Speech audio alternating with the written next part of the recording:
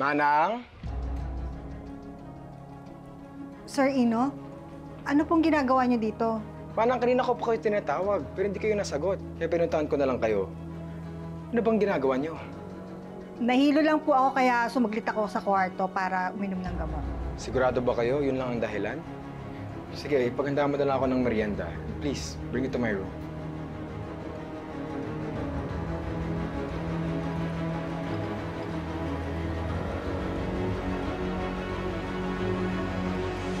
Yan, labas mo yan. Tapon mo na rin yan, hindi ko yan kailangan. Pangit yan.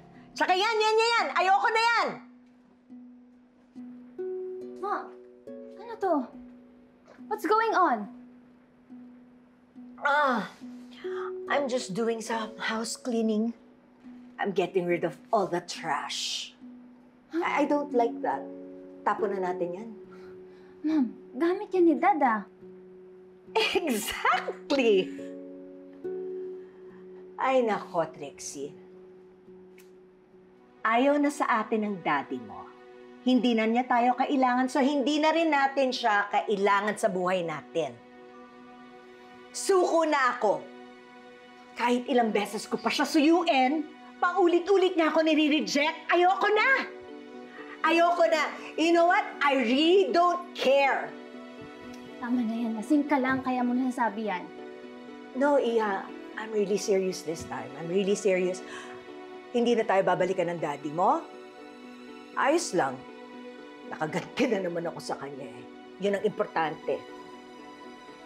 What exactly do you mean by that? What I mean is, parang nakaganti na ako sa kanya. Kasi nakakulong na si Lilette. Wala na siyang makakasama. He will be alone and miserable. Buti nga sa kanya. Ano? No, stop. Lasing ka na. Can you get rid of that? I don't like that.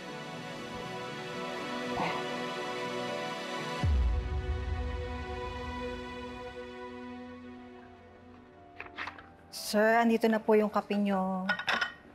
Sige, lagay mo lang dyan.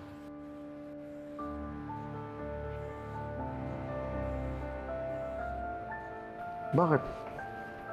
May gusto ka bang sabihin pa? What's the matter, Maritas?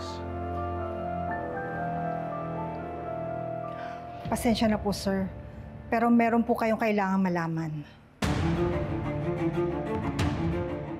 Nagtatameme ka dyan. Speak up. Ano ba yung dapat kong malaman? Hi, Han.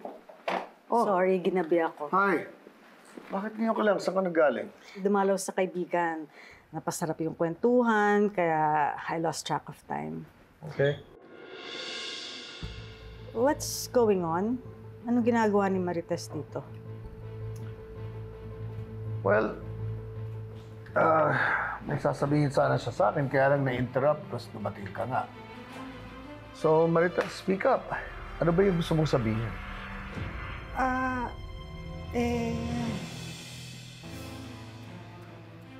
Well? Magpapaalam lang po ako, sir, kung pwede pong makabali po ng sweldo ko. Yun lang pala eh. I thought it was something urgent. Sige, bukas, I'll give you the money.